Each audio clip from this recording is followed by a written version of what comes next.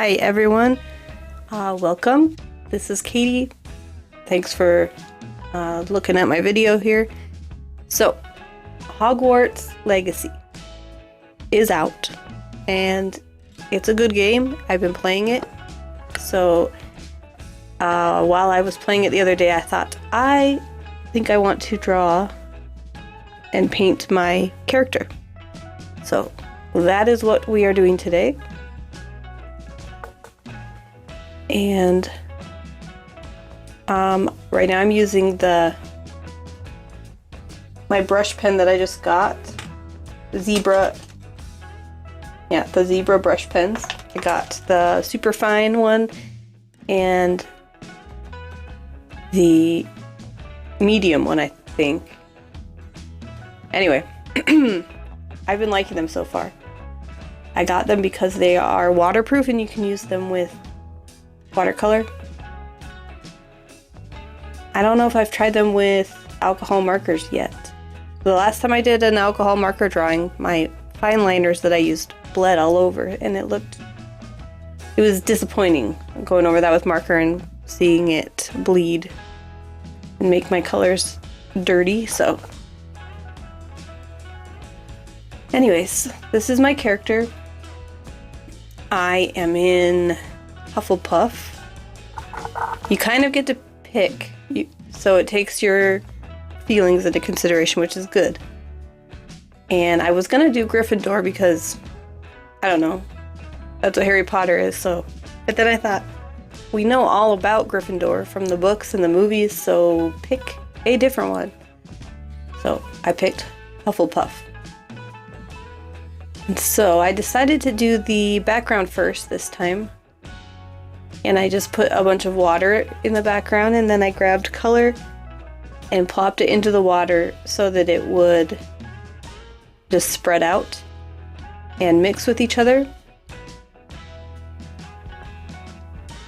kind of making a galaxy effect, which I liked.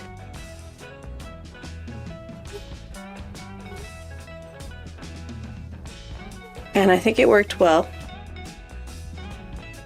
My cat is upset that I shut the door. You can hear him meowing.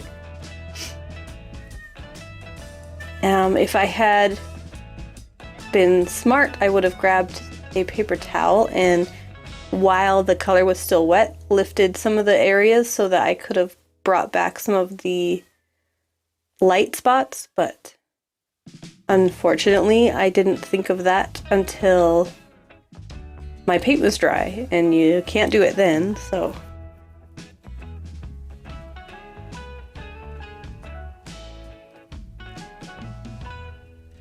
But now I'm just slowly building up some color on the robe right now.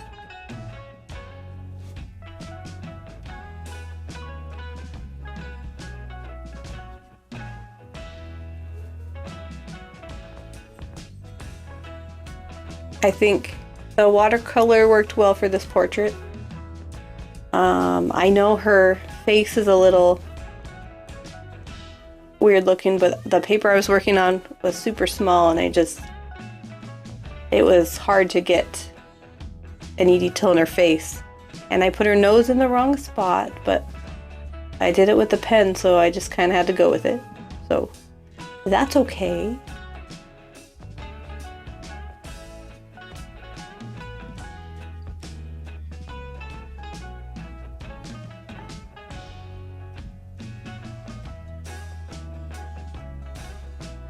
So I've really been liking playing the Hogwarts Legacy game. I wouldn't call myself a gamer. I don't play all the time, but once in a while there definitely comes a game that I think is cool. And I love Harry Potter, so of course I was gonna want to play this one. I mean, who wouldn't want to be a student at Hogwarts and be in your own story in the world of wizards and witchcraft? Anyway, there's not, like I said, I'm not a huge gamer, but there's a few games that I've liked. over the years. Minecraft was a big one. I played that a lot.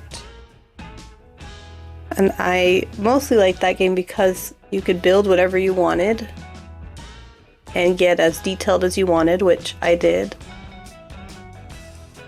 And it is just a very creative game, and I liked it. And so I also have played Animal Crossing, the New Horizons on the Switch. I didn't even know Animal Crossing existed until that game. My son is the one who wanted it. He wanted Animal Crossing, the one for the DS, New Leaf. And when he first asked for it, I thought it was the game where you just are trying to cross the road and not get hit by a car. And I was like, why do you want that game? But so after I watched him play it and I saw what it was, I was like, oh, I see why you would want that game. And then we got New Horizons for the Switch, and I think that's probably the game I've played the most in my life.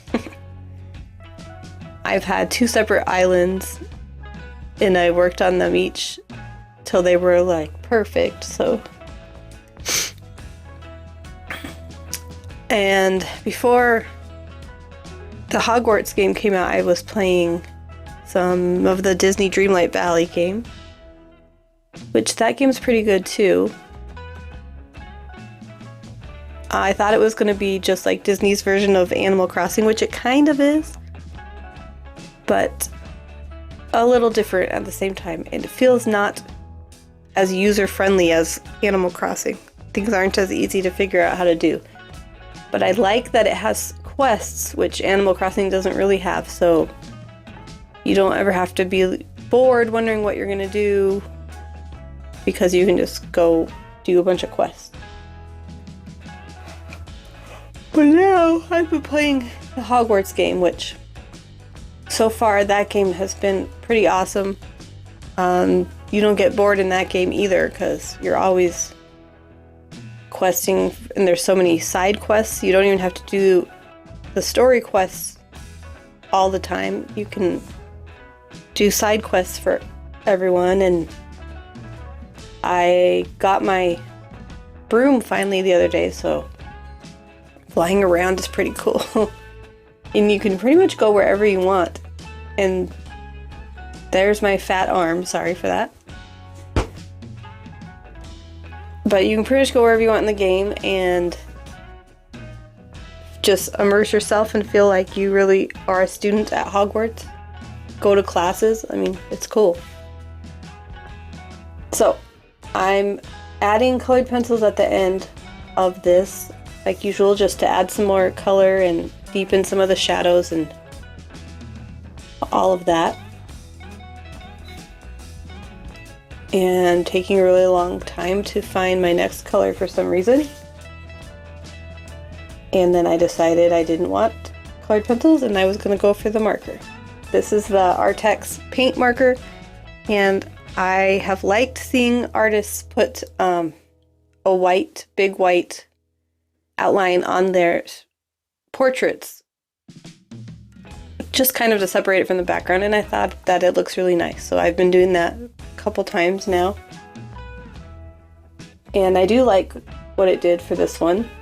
It just stands out a little bit and almost looks like a glowing effect.